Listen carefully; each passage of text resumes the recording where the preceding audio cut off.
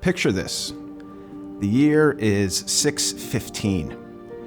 There's a group of persecuted monotheists on the Arabian Peninsula, followers of Prophet Muhammad. And in Mecca, this community needed refuge. They needed shelter. And Muhammad tells them to leave everything behind, get on a boat, cross the Red Sea, and there will be a community for you.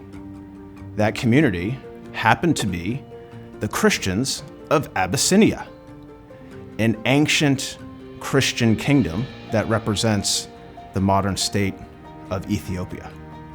King Ibn Abjar of Abyssinia not only provides refuge for the Muslims, but he actively defends them from being taken back to Mecca and to what you would think would be their demise. How many Christians know about this beautiful story of hospitality and of allyship? This story of the first hijra and of the Christians of Abyssinia welcoming the early Muslim community is at the heart of my new book, People of the Book, Prophet Muhammad's Encounters with Christians. Who were the Abyssinian Christians? What did they believe about the nature of Jesus, about the Trinity? How did Christianity land in modern-day Ethiopia? Who were the Christians that the early Muslim community interacted with?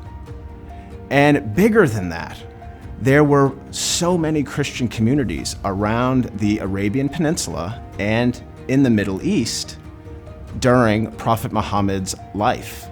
Who were these communities? What did they believe in? People of the Book explores who these Christians were and how Prophet Muhammad encountered them. We know from historical sources that Prophet Muhammad had direct interactions and encounters with these early Christian populations. We know that as a young man, and even before that, as a teenager, Prophet Muhammad traveled throughout the Arabian Peninsula and even up as far north as cities like Damascus and Busra and Jerusalem.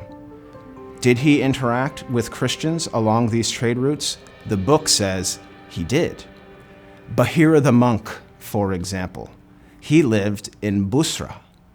And it was Bahira who is said to be one of the first people to recognize Muhammad's destiny as a future prophet. How amazing is that? A Christian recognizing a young boy who was 12 years old as someone that had a special gift that was indeed close to the Christian scripture and what prophecy said there. We also have the story of Waraka ibn Nafal. When Prophet Muhammad receives his revelations, he goes to a Christian to see if these revelations have any sort of legitimacy according to the Abrahamic tradition. Amazingly, it's Waraka ibn Nafal who was one of the first people to accept Muhammad's destiny as a prophet. We also have a story that unfolded in the year 630, in which Prophet Muhammad not only welcomed a Christian delegation from Najran in modern-day Saudi Arabia, but we also know that he engaged in religious pluralism with this community, engaging with them so far as to welcome them inside his mosque. An amazing display, a gracious display of hospitality and of freedom. Freedom of religion, freedom of speech, and freedom of conscience. And of course, we also have Muhammad's return to Mecca, in which he saves the Jesus and Mary fresco in cleansing the Kaaba. What an amazing story that is. Muhammad is looking at all of this stuff around him saying, this all needs to go, except for that, the Jesus and Mary fresco. And in addition to Prophet Muhammad's encounters with these Christians, we also see Prophet Muhammad engaging with the prophets of the Abrahamic tradition, and indeed the angels. How many Christians know that the angel Gabriel was a very significant inspiration and force in Prophet Muhammad's life, not only providing him with guidance, but defending him in battle?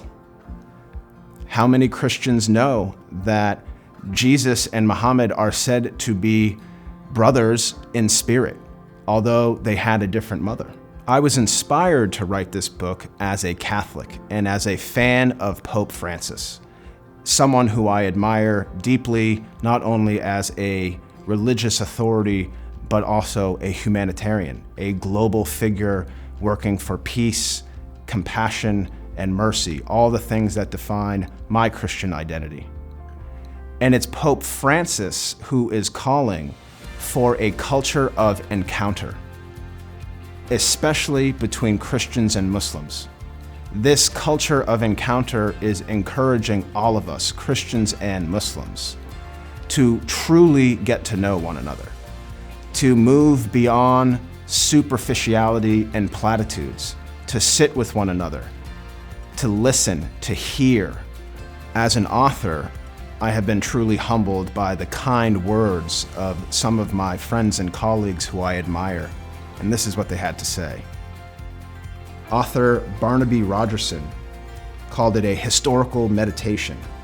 Diane Dark called it an important exploration of the many surprising crossovers of monotheism.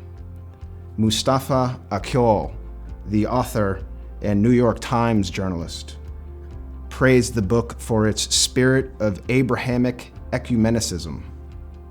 Reverend Dirk Vicka praised it for its message of unconditional regard and admired it for its gracious hospitality. And Joseph Merry, a professor in Qatar, admired it for its glimpse into the multi-ethnic, interfaith ummah and called the book unique, timely, and highly accessible. So why even read this book? Is it relevant to what is going on in the world today? It absolutely is. Christians and Muslims represent the two largest religious populations in the world. And if you understand current events, there are Christians suffering in Muslim-majority countries and Muslims suffering in the so-called West. We can't continue on this road of division and conflict.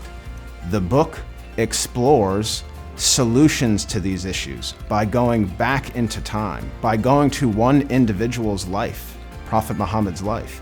It provides us guidance and real-world examples of people coming together and working together, trying to solve problems together. This is ultimately what Prophet Muhammad's encounters with Christians teach us. May this book be a blessing to you.